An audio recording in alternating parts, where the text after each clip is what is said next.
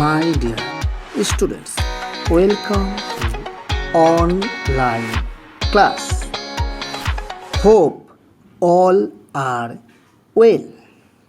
Today we are going to read the second part of the story named Clever Monkey, page number 65 from Butterfly of class 5. Take out your books and open the page number 65. At first, we shall read the story fluently and try to understand the Bengali meanings of the story. Are you ready? Let's read. Next morning, as usual, the monkey jumped onto the rock and landed on the river island. Next morning কথার অর্থ পরের দিন সকালে, আর as usual কথার অর্থ সাধারণত যা করে থাকে,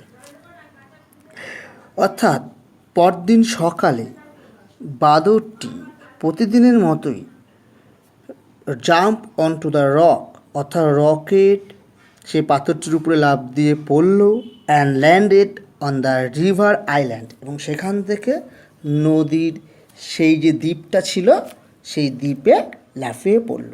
সিইং দিস, এটা দেখে the crocodile swam to the rock, কুমিরটি সেই পাহাড়টির দিকে সাঁতার কেটে গেল। দেখো এখানে শব্দ আছে সোয়াম, এই শব্দটা এসছে সুইম থেকে। সুইম SWIM, সুইম মানে সাঁতার কাটা, তারই পাস্ট ফর্ম সোয়াম SWAM, অর্থাৎ সাঁতার কেটেছিল। পরের লাইনটি দেখো, he lay still on the rock, সে পাথরটির উপরে একেবারে মরার মতন শুয়ে রইল। Keeping his head and tail well under water, অর্থাৎ তার মাথা এবং তার লেজটি জলের মধ্যে ডুবিয়ে রাখলো, যাতে বাদরটি দেখে বুঝতে না পারে এটা কুমির। হ্যাঁ, সেই কারণে সে মাথা আর লেজটি জলের মধ্যে ডুবিয়ে রেখেছিল। অনলি হিজ ব্যাক, শুধুমাত্র তার পিঠটি ওয়াজ অ্যাবোভ ওয়াটার, অর্থাৎ জলের উপরে ছিল। And it look like a part of the rock, এবং এটিকে দেখাচ্ছিল যেন সেই পাহাড়টির একটি অংশের মতো। ঠিক আছে, পরের লাইনটি দেখো, আফটার হ্যাভিং এ গুড মিল, অর্থাৎ খুব পেট পুরে খেয়ে, মিল মানে এখানে খাবার, ভালোভাবে খেয়ে the monkey decide to return, বাদরটি ডিসাইড করার অর্থ হচ্ছে সিদ্ধান্ত গ্রহণ করা। বাদরটি সিদ্ধান্ত গ্রহণ করলো রিটার্ন মানে ফিরে আসার জন্য। কোথায়? ওর বাড়িতে, মানে নদীর এই পারে। He look at the rock, সে পাহাড়টির উপরে তাকালো। লুক মানে তাকানো বা দেখা, সে পাহাড়টিকে দেখলো। স্ট্রেঞ্জ, স্ট্রেঞ্জ কথার অর্থ হচ্ছে এখানে অদ্ভুত বা আশ্চর্য।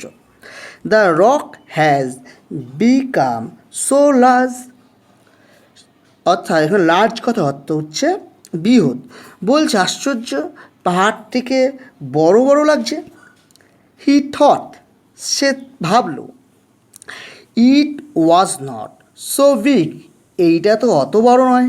হোয়েন আই কেম হিয়ার, যখন আমি এখানে এসেছিলাম। Possibly that crocodile is playing A trick again, trick কথার অর্থ হচ্ছে কোনো ছলনা করা, আর পসিবল মানে এখানে পসিবলই আছে, এর কথা হচ্ছে, এর মানে হচ্ছে সম্ভবত। তা কী হলো অর্থটা? সম্ভবত কুমিরটি নিশ্চয়ই কোনো ছলনা করছে। হি ইজ লাইং দেয়ার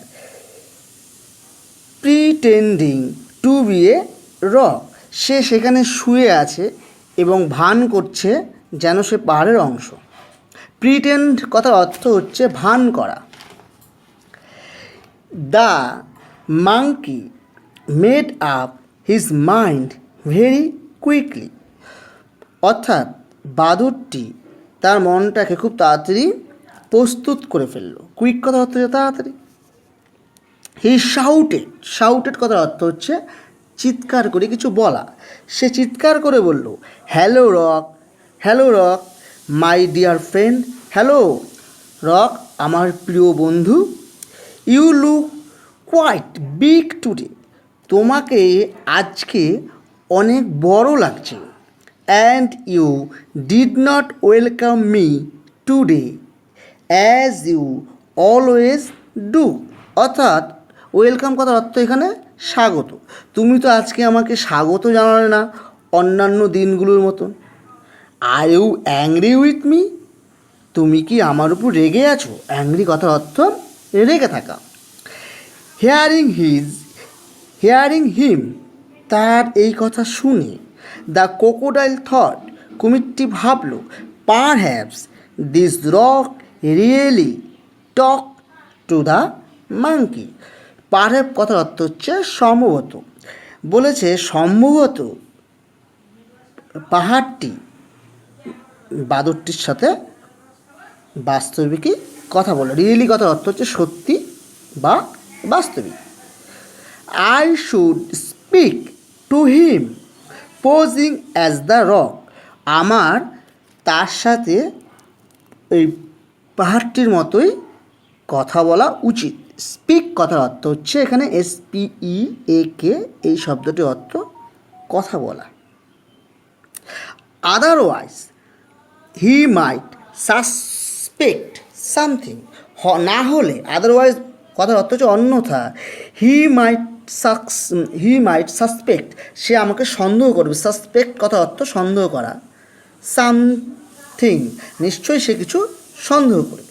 অর্থাৎ বলল যে আমার তার সঙ্গে পাথরটির মতোই কথা বলা উচিত, না হলে সে কিছু সন্দেহ করতে পারে। সো হি সেড, সুতরাং সে বলল, no my friend, you are always welcome, না আমার বন্ধু, তুমি সর্বদাই, তোমাকে স্বাগত। If you are not angry, why are you looking so different said the monkey. অর্থাৎ বাদুড়টি বলল, যদি তুমি রেগে না থাকো তাহলে তোমাকে এরকম অন্যরকম দেখাচ্ছে কেন? ডিফারেন্ট কথার অর্থ হচ্ছে ভিন্ন বা অন্যরকম। বলছে তাহলে কি বললো, যে তুমি যদি আমার উপর রেগেই না থাকো তাহলে তোমাকে অন্যরকম দেখাচ্ছে কেন? At this the crocodile goat impatient, এই সময় কুমিরটি অধৈর্য হয়ে পড়ল। ইমপেশেন্ট কথার অর্থ হচ্ছে অধৈর্য হয়ে যাওয়া, মানে ধৈর্য হারিয়ে ফেলা। He raise his head above water and said, সে তখন কী করলো, তার মাথাটি তো জলের মধ্যে ছিল, সেখান থেকে সে বের করলো এবং বলল, I am not a rock you stupid, I am a crocodile. অর্থাৎ আমি একটি পাহাড় নয়, তুমি একটি বোকা, আমি হচ্ছি কুমির। I am going to eat you up very soon, আমি তোমাকে খুব শীঘ্রই খেতে চলেছি বা খাবো। The monkey realised that he could not return home like all other days. অর্থাৎ বাদরটি অনুভব করলো বা বুঝতে পারলো, এখানে রিয়ালাইজ কথার অর্থ হচ্ছে বুঝতে পারা বা অনুভব করা। তাহলে কি হলো, তাহলে মাঙ্কি অর্থাৎ বাদরটি বুঝতে পারলো যে সে অন্য দিনের মতো আজকে তার বাড়িতে ফিরতে পারবে না। So he made another plan, অর্থাৎ এখানে বাদরটির কথা বলা হয়েছে, সে আরেকটি পরিকল্পনা করলো। কি করলো? হি সেড, অর্থাৎ বাদরটি বলল, মাই ফ্রেন্ড ক্রোকোডাইল, আমার বন্ধু কুমির, আই অ্যাম সো সরি, আমি খুবই দুঃখিত। Why did you do all this to catch me? তুমি আমাকে ধরার জন্য এত কিছু করতে গেলে কেন? Just open your mouth wide, তুমি শুধু তোমার মুখটা বড় করে হা করো। ওয়াইড কথার অর্থ হচ্ছে বড় বা বিস্তৃত। I shall jump straight on to your mouth, আমি সরাসরি, স্ট্রেট কথা অর্থ হচ্ছে সরাসরি বা সোজাসুজি, তোমার মুখেই লাফিয়ে পড়ছি। The monkey had observed earlier that whenever the crocodile open his mouth his eyes would shut completely. অর্থাৎ বাঁদরটি অবজার্ভ কথার অর্থ হচ্ছে দেখা বা লক্ষ্য করা। বাঁদরটি আর আর্লিয়ার কথার অর্থ হচ্ছে আগে। বাঁদরটি এর আগেই লক্ষ্য করেছিল যখন কুমিরটি তার মুখটি খোলে তখন তার চোখটি সম্পূর্ণভাবে বন্ধ থাকে। His eyes would shut completely, অর্থাৎ তার চোখ সম্পূর্ণভাবে বন্ধ থাকে। শার্ট মানে এখানে SHUT, শর্ট মানে বন্ধ।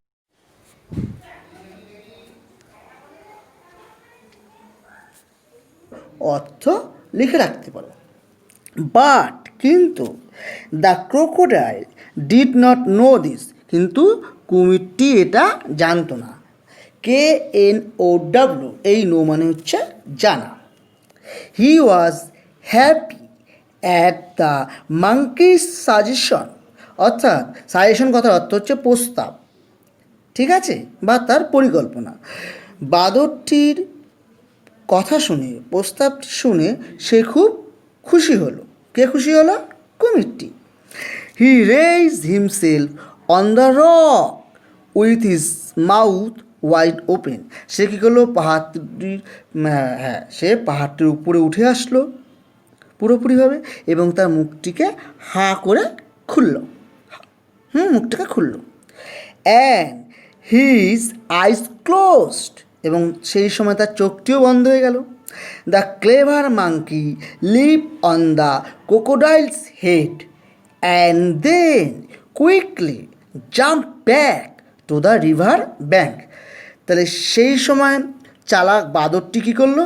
সে কুমিরটির মাথার উপরে লাফ দিল এবং সেখান থেকে আরেক লাফে সে সঙ্গে সঙ্গে আরেকটি লাফ দিয়ে তার নদীর তীরে পৌঁছে গেল।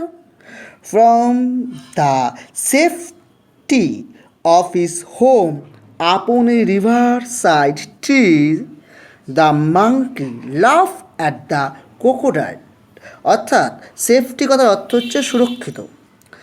রিভার সাইড ট্রি মানে নদীর পাড়ের গাছে, সে তার ঘরে যেটা ছিল নদীর পাড়ের গাছেতে, সেই নিজের ঘরে সে সুরক্ষিতভাবে ফিরে আসলো। ফিরে এসে মাঙ্কিটি অর্থাৎ বাঁদরটি হাসলো। লাফ কথার অর্থ হচ্ছে হাসা। অ্যাট দ্য ক্রোকোডাইল, কুমিরটির উপরে। অ্যান্ড সেড, এবং বলল, ইউ ফুলিশ ক্রোকোডাইল, তুমি একটি বোকা কুমির। You can never catch me, তুমি আমাকে কখনোই ধরতে পারবে না। নো ডাউট, নিঃসন্দেহে। You are bigger than me, তুমি আমার থেকে বড়। But you are a bigger fool too, কিন্তু তুমি একটি বড় বোকাও। নো ডাউট কথার অর্থ হচ্ছে এখানে নিঃসন্দেহে। তাহলে কী বলল কুমিরটিকে? বাঁদরটি বলল, তুমি হচ্ছ একটি বোকা, তুমি আমাকে কখনোই ধরতে পারবে না। নিঃসন্দেহে তুমি আমার চেয়ে বড়, কিন্তু তুমি আমার চেয়ে তুমি অনেক বোকাও। অর্থাৎ এখানে আমরা কি বুঝতে পারলাম? বুদ্ধি হচ্ছে আসল। শরীর বড় থাকলেও বুদ্ধি না থাকলে সে তার শরীরটাকে ঠিকঠাক কাজেই লাগাতে পারবে না। ঠিক আছে, তাহলে আজকে এইটুখানি। সবাই ভালো থেকো, সুস্থ থেকো।